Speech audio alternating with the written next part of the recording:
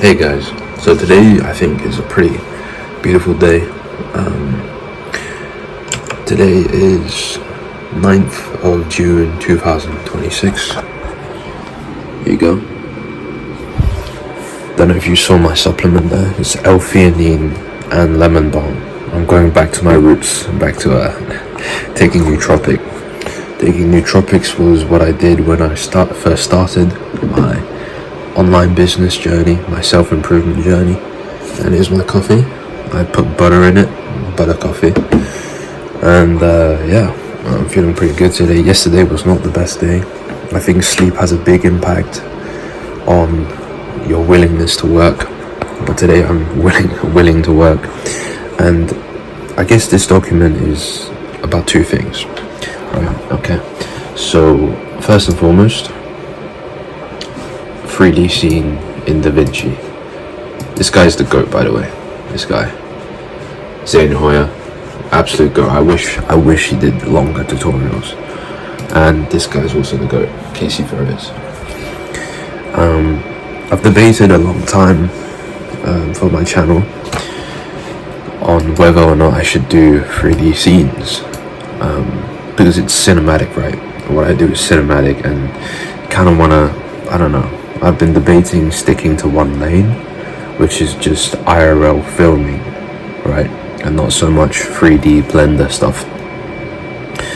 And but there's just a lot of stuff that my mind generates when I'm scripting my video that requires Blender. I mean, it'd be easier with Blender.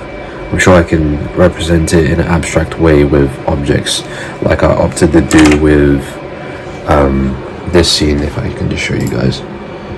Yeah, this scene.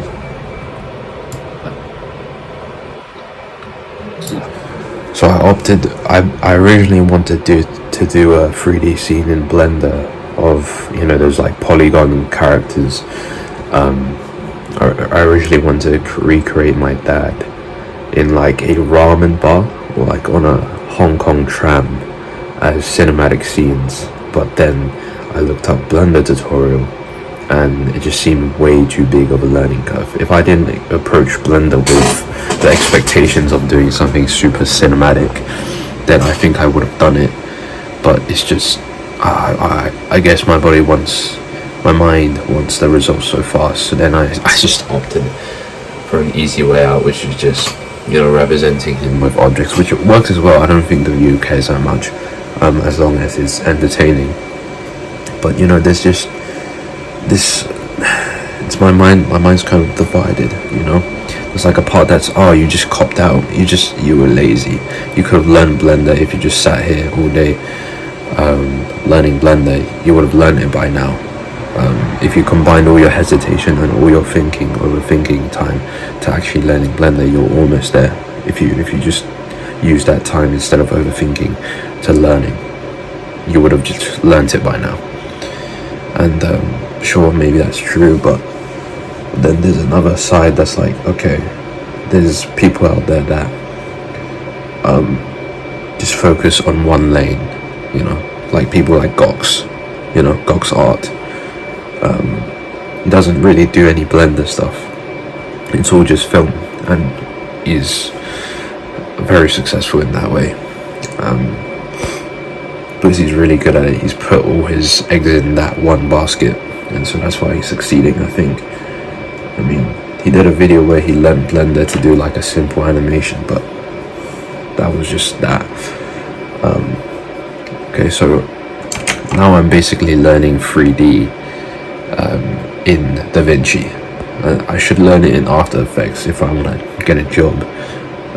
Because most companies are like, you must know Adobe Effects, After Effects, you must know Adobe Premiere Pro, which is just gay, because Adobe is just gay. It costs so much money, and Da Vinci so much better, and Blender so much better. But big studios and big companies don't use it because they're stuck up in their old ways, and their management are just all old farts that don't know how technology works.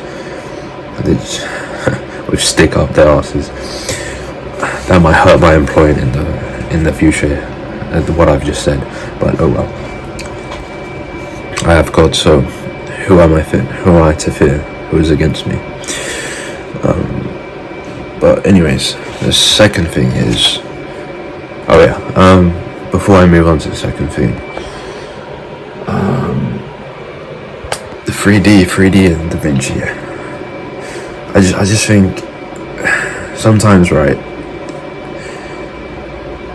I guess it's just me being in this gap year for so long. Basically, I'm taking a gap year, right? But really, I've just left college and I don't really know what to do. I mean, this is what I'm doing, right? I'm gonna do this until it succeeds and beyond, right? But I just left college with not a film degree, not a film qualification, and right now,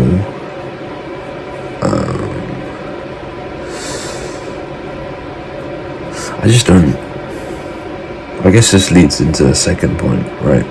Which is what paths I wanted to go, because I just left college and I don't really know what to do. I'm gonna do this, but I can't just do this, right? It's not earning money yet, so I need to support my mum.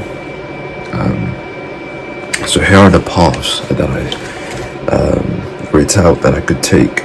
So I've written this out.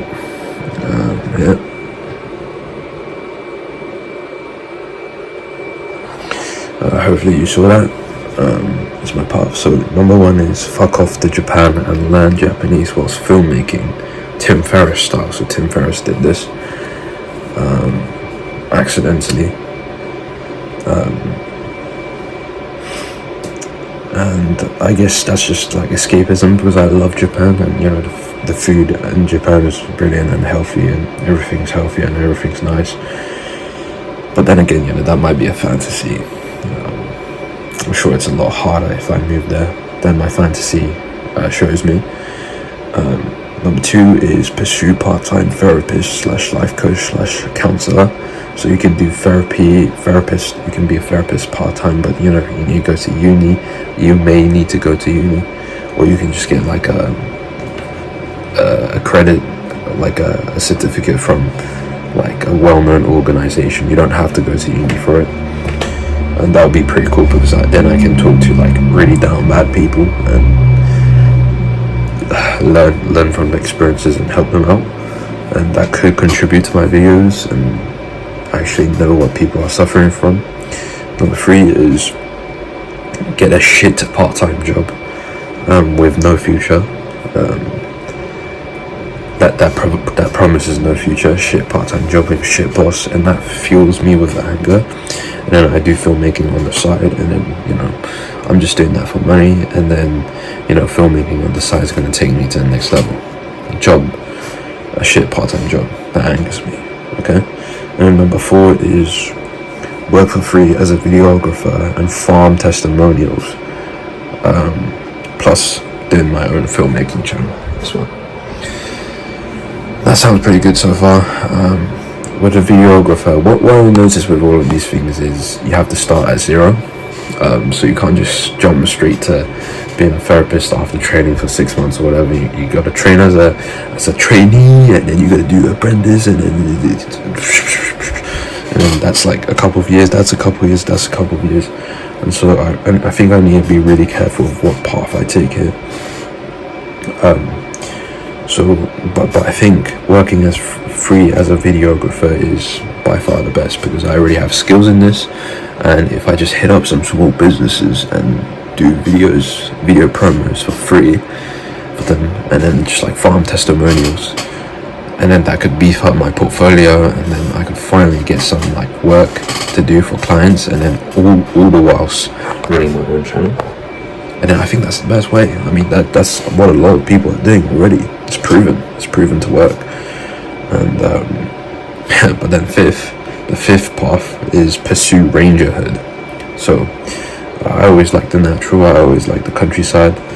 And UK rangers is a lot different than American rangers. But I've signed up to volunteer for being a youth ranger and I think that could be a good stepping stone to being a ranger in the future. But even if I don't, youth ranger, I like the wild, I like the natural.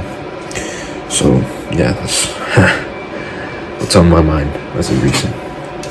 Yeah, that's pretty much what I wanted to say. God bless.